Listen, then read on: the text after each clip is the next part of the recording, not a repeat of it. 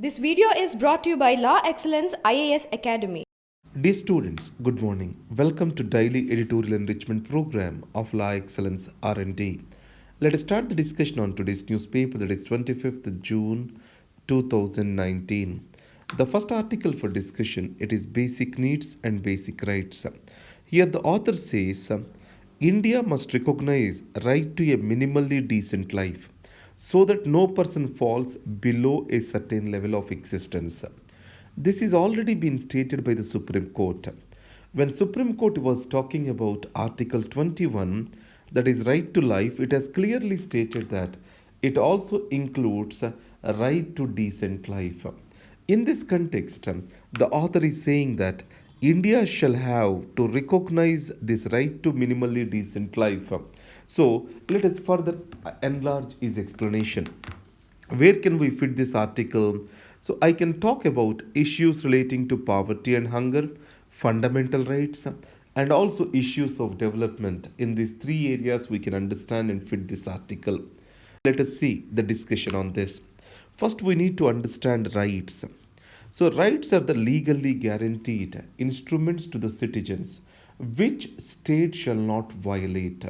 So, the rights can be positive rights and the negative rights. If you talk about DPSP, Directive Principles of State Policy, which are also called as substantive rights, these rights are the positive rights. On the other hand, fundamental rights are more or less negative. It means that these are the limitations on the power of the state, what state can do and what state cannot do. Here, author is specifically focusing upon something called as positive right.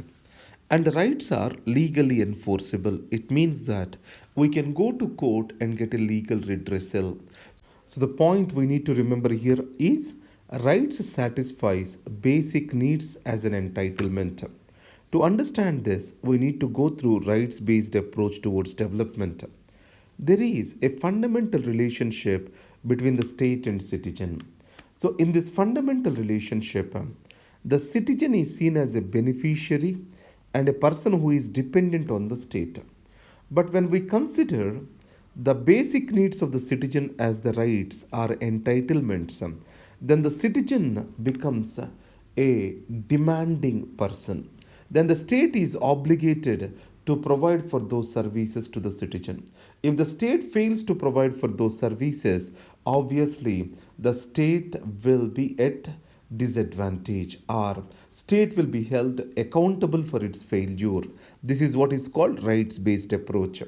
In the similar this thing, the author is making that the positive rights shall be recognized, and this shall be made obligation on the government, and these have to be constitutionally guaranteed. The three rights he is proposing, one is right to physical security, and then right to minimum economic security and subsistence, and right to free public expression of helplessness. Now, author has missed some point over here. In India, in the form of DPSP, we already have many of the social and economic rights.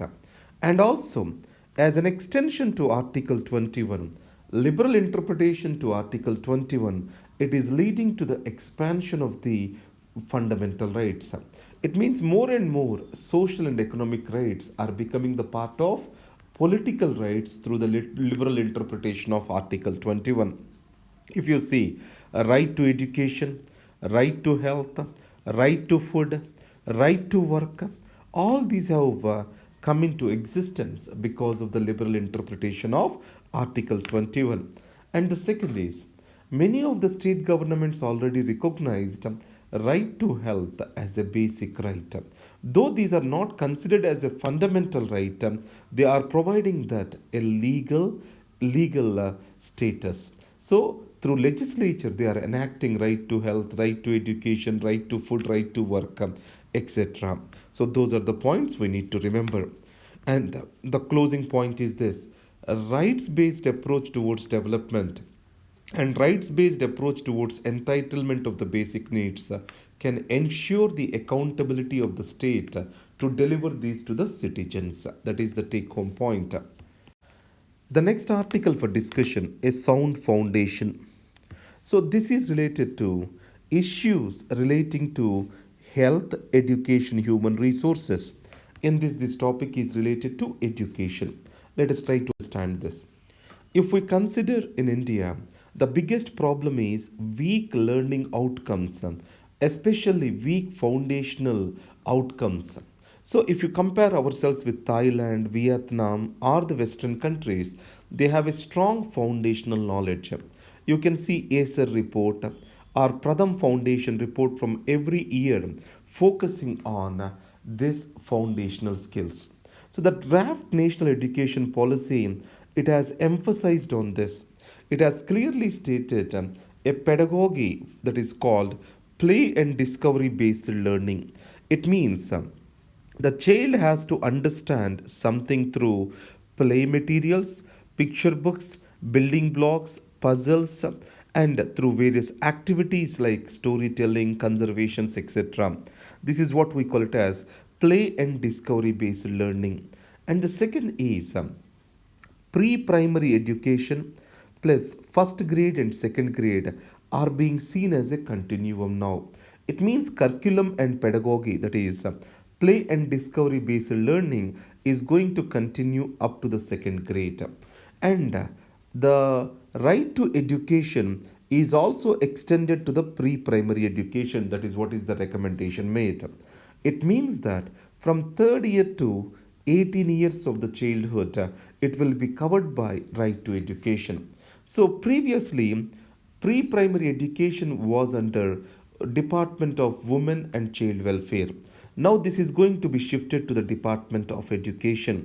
So this can bring in better synergy. In India, the problem is the pedagogy is being devised upside down. It means that based on the second and third year education, they have devised the pedagogy of pre-primary education. This have to be changed. And early childhood care and education, which has to be nurtured through Anganwadi centers and primary schools, has to be given greater attention. And there has to be child-centric learning over here. So this flexibility can improve the foundational learning in India. So in this case, the first 3 years of pre-primary grade 1, 2 into a single curriculum and pedagogy will break the existing rigid structure where there is no continuum between the pre-primary and primary education. That is the essence of this article. And the next article, a war of masks between Iran and the United States of America. Actually, this is relates to important events happening across the world. Politics of the developed and developing countries from in international affairs, that's where it fits into. So, what is the essence of the article? Iran and United States of America both are not in a position to risk a war, but they do not want to appear that they are budging. So in this context, who blinks first is the objective. You know that United States of America has resorted to the maximum pressure tactic. This maximum pressure tactic was retaliated by Iran, and Iran was also a regional power. It means that Iran has many proxy militias. Let me put it this way: Hamas, Hezbollah, and then Houthi rebels in Yemen. All these are able to destabilize the Arab leadership which is existing in those particular countries. The Syrian war was prolonged, and Iran has a strong support towards Syrian President Mr. Assad. So, underestimating the Iran and its role is going to damage the United States of America. And the second is President Trump has clearly stated that he means business and he do not have any interest in taking the American wars. So, as he is aiming for presidency again in 2020, he do not risk American lives on a foreign soil. So, in this context, whatever the rhetoric which is going on between US and Iran, it is more a voice or a noise rather than a real threat. That's what is the essence of this article. The next is devoid of principle. So this goes into anti-defection law, which is come into existence through 52nd Constitutional Amendment Act. So this can be fit into the syllabus into parliament and state legislatures in our polity. Now, anti defection law, what it clearly states, If two-thirds members of a political party in a legislative house, if they resign and join another political party, it will be considered as a merger. So the merger of one into the other will not attract anti-defection law, and those members will not be disqualified. So the four TDP members resigning to political party and joining the BJP was right in letter, but it is not proper in spirit. So these people were elected by the TDP MLAs, and the second, the BJP did not have any vote bank or percentage of the votes in Andhra Pradesh. So the loss of power to TDP has made these people to check into the green pastures. And these MPs are also facing charges of financial irregularities, CBI, Enforcement Directorate, IT sleuths, all these were attacking them. In this context, are they are trying to take shelter and be under BJP is the question. So the politics shall always be with principles. When the politics are devoid of principles, then it gives rise to political opportunism. And BJP, which states itself as a party of principles, shall keep it away from this political opportunism. That's what we can say. And the next article, upgraded planes in tough skies. So, with regard to our defense preparedness, this is an important article. Recently, AN 32 aircraft crashed in Arunachal Pradesh.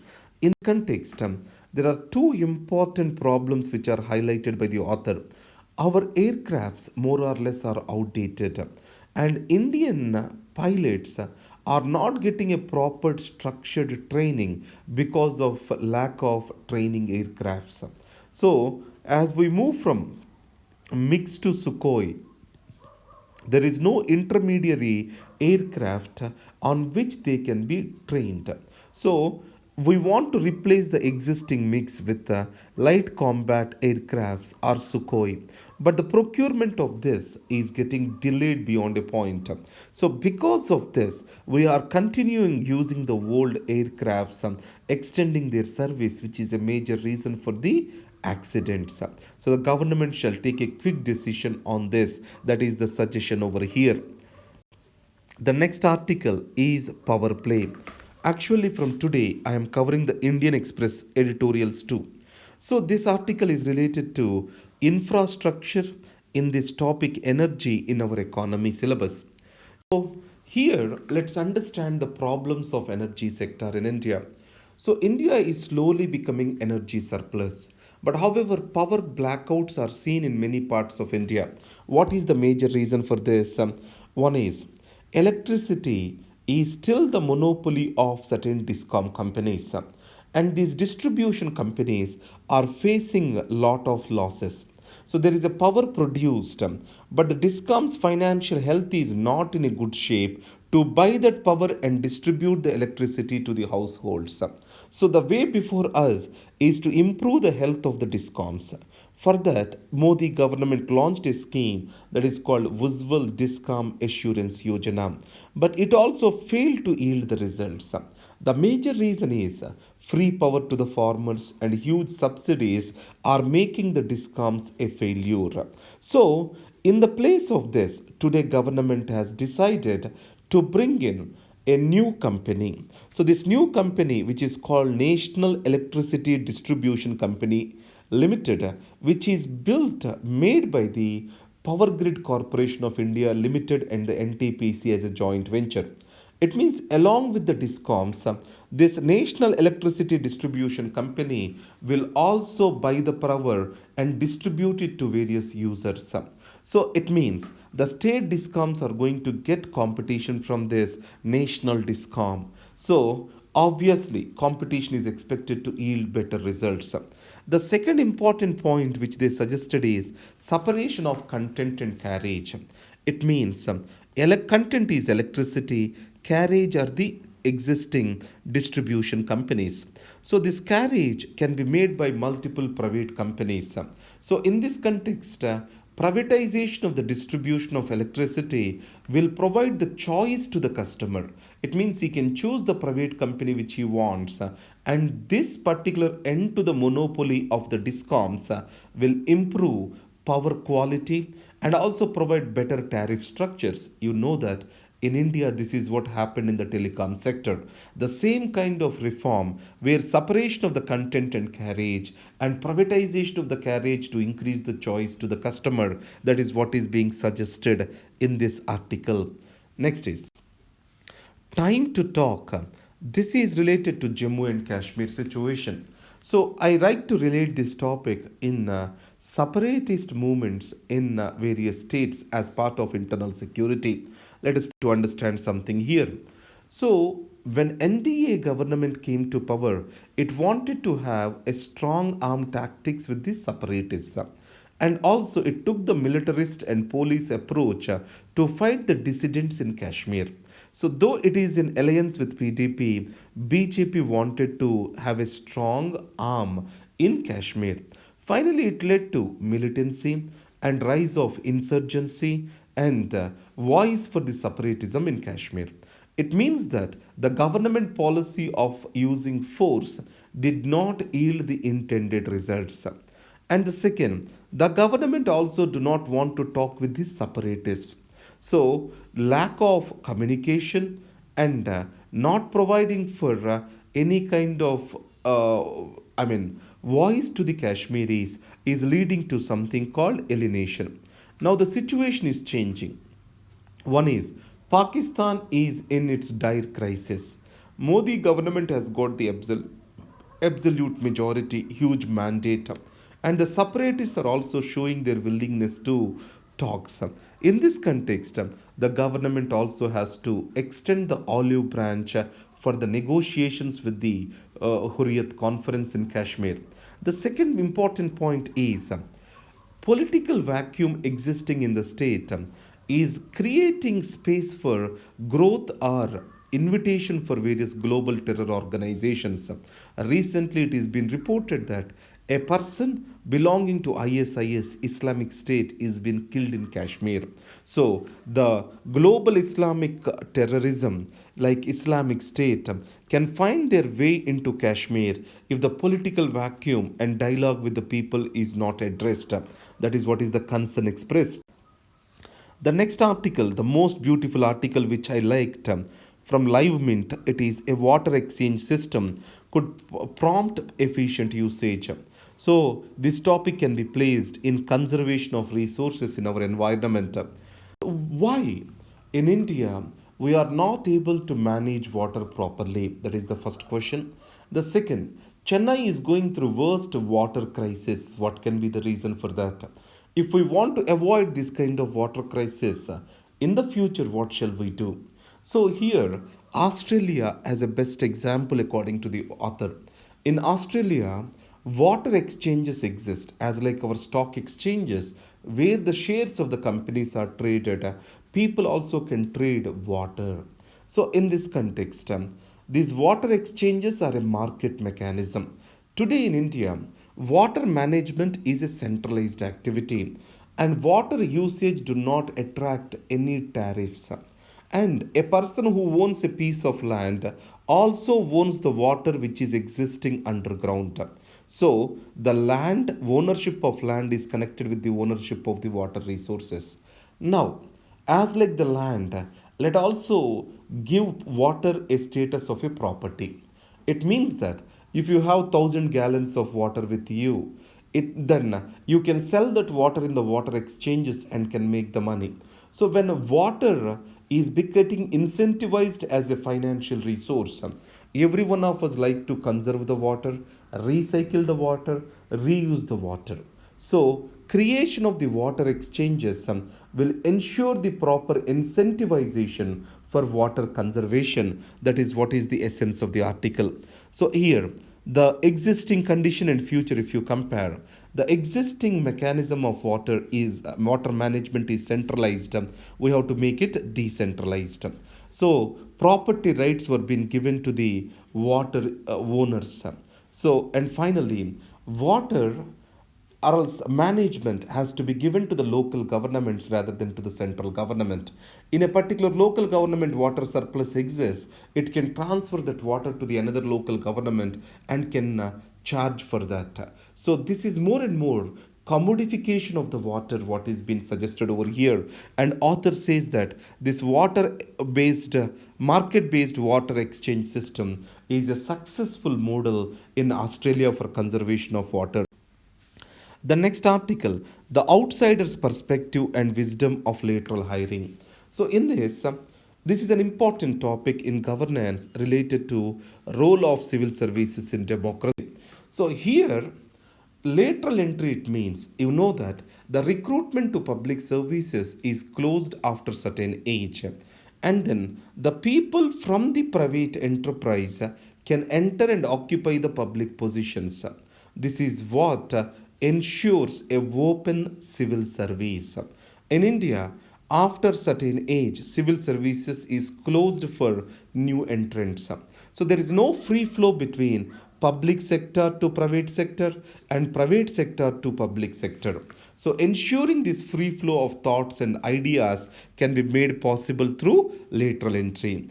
It means if you lose your chance to become an IAS now, after 30-40 years of your service in the private sector, distinguished achievement, you can apply for the government to enter as a joint secretary and can influence the policy making. This is what lateral entry can do.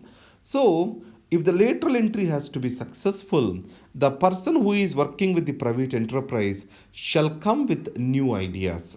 Obviously, Bobudom in the government will dismiss that as impractical. So, when the lateral entry can become successful, the ideas of the new entrants into the system are more contextual, and when these people have domain expertise and they provide for understanding of the political environment in which public administration functions, so then only lateral entry becomes successful. So a secretary in education has to be brought in, he has to have the domain expertise in the education services. So that's what this article proposes. So the lateral entry has to be based on domain expertise, understanding of the practical difficulties of the functioning of public administration. It shall not be an utopian ideology that has to bring from private to public sector. That's what author proposes. And finally, thank you very much. All the best.